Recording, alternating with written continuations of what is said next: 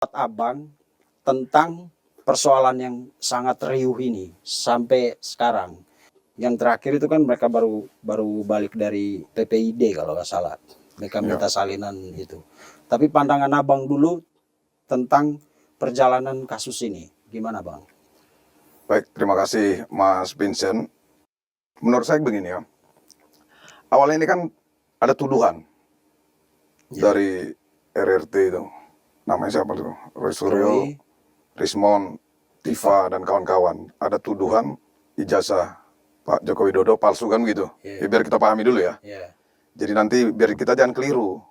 Kalau ada yang misalnya menyatakan bahwa perkara ini harus membuktikan keaslian ijazahnya Jokowi, itu pasti keliru.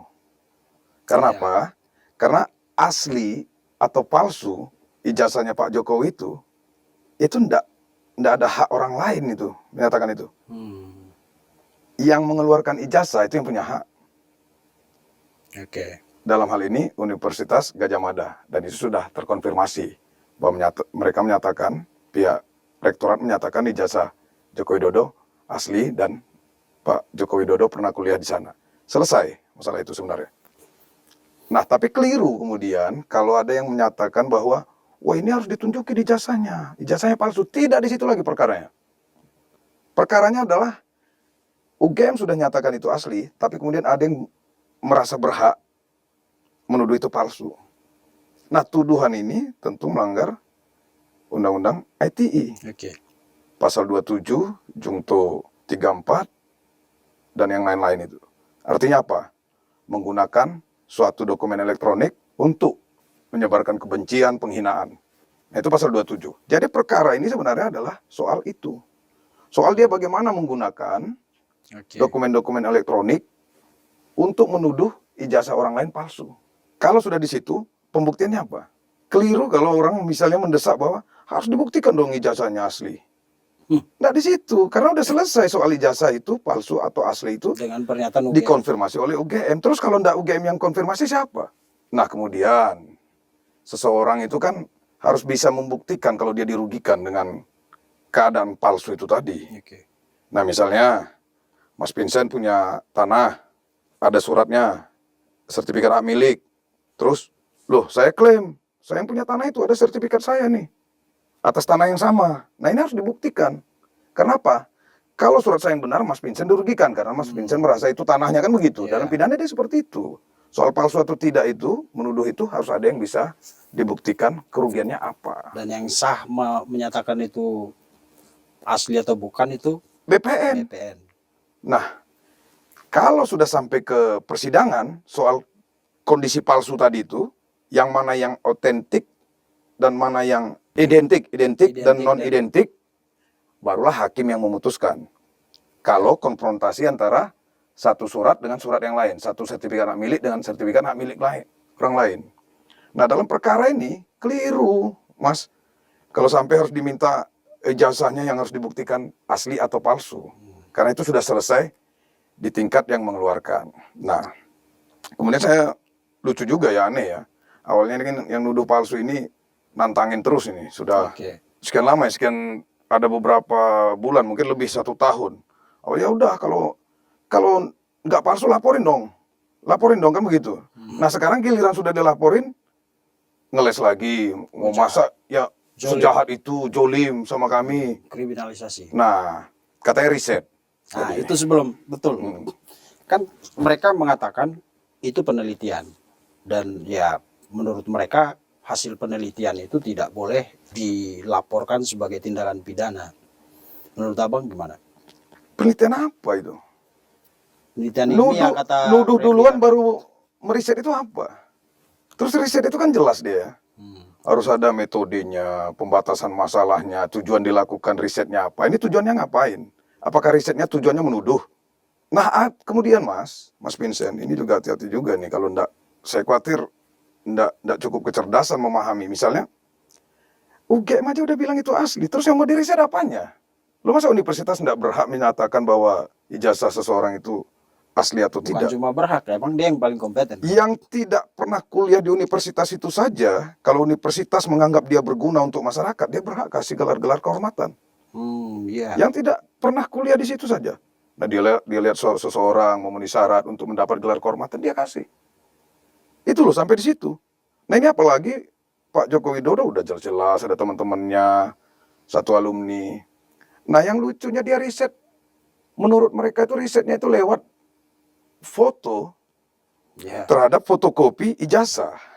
Nggak pernah pegang aslinya kok nuduh ijazah Pak Joko Widodo itu palsu. Aslinya aja dia nggak pernah pegang. Dan ini sudah digembar-gemborkan Palsu. palsu. Nah inilah kena jerat ITE tadi. Ya. Menggunakan dokumen elektronik untuk kebencian, penghinaan terhadap orang lain.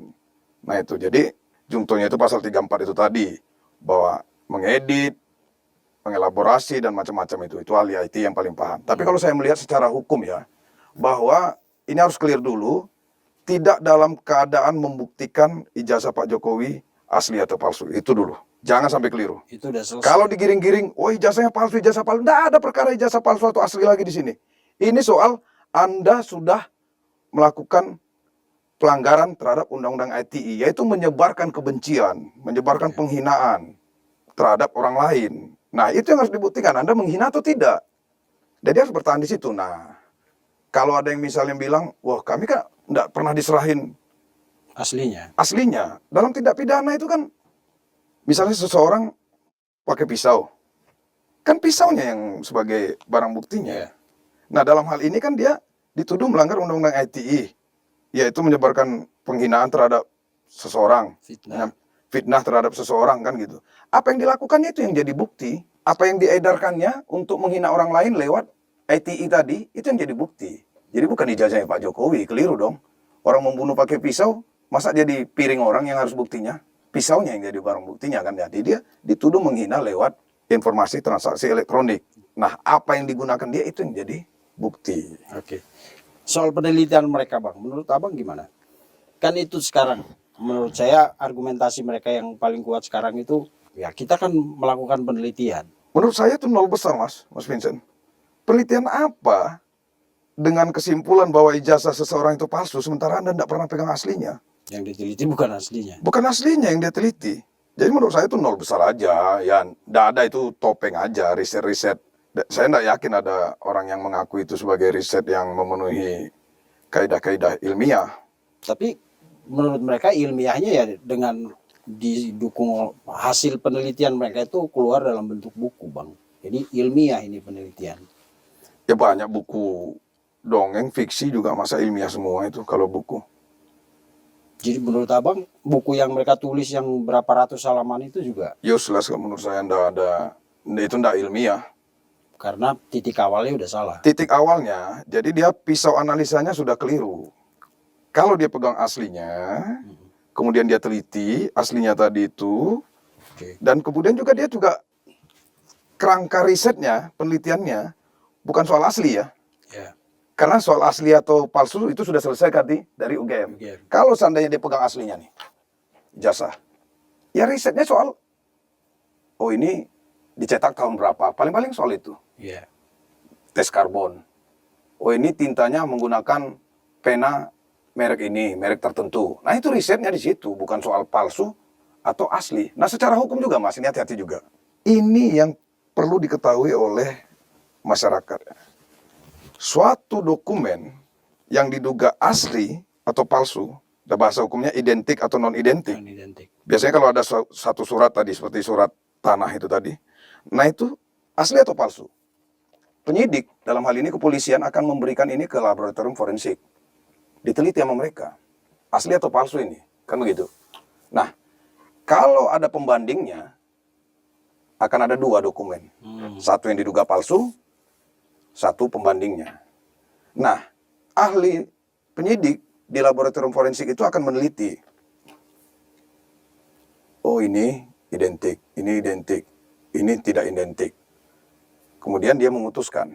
Dia juga memutuskan bukan dalam kondisi palsu atau asli. Tapi yang mana yang identik, yang mana yang non-identik. Ini harus kita pahami. Sampai penyidik aja tidak boleh dia menyatakan itu asli atau palsu. Menyatakan yang mana yang asli atau yang palsu. Masuklah ini berkas lengkap, disidangkan P21 sampai ke meja hakim. Sebelum putusan, ini juga banyak keliru. Saya juga beberapa kali sidang terkait dokumen palsu ini, ya ada beberapa hakim juga keliru. Kenapa kamu palsukan ini? Dia bilang begitu. Tidak. Dokumen itu masih dalam kondisi identik, non-identik.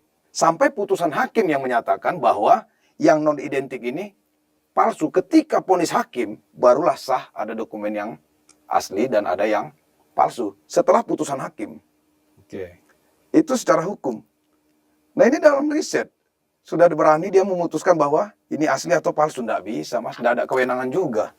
Tapi sebatas misalnya dia punya kertas ini, ijazah, ya dia mungkin riset. Bukan mungkin, pasti risetnya hanya mengetahui, oh ini jenis hurufnya ini kertasnya dibuat tahun segini dengan tes karbon ini, tintanya ini terbuat dari ini, kami duga tintanya sesuai ini, kami teliti juga pena yang sama, misalnya dari Itali. Wah, paling sebatas itu, Mas. Jadi kalau ngomongin tinta kan itu udah tinta fotokopi, bukan ya?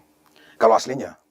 Ya, Yang saya maksudnya bilang kalau tadi. yang mereka teliti tadi fotokopinya, Makanya saya bilang nol besar. Tidak ada apa-apa, yang diteliti juga fotokopi. Apa yang mau diteliti dari fotokopi?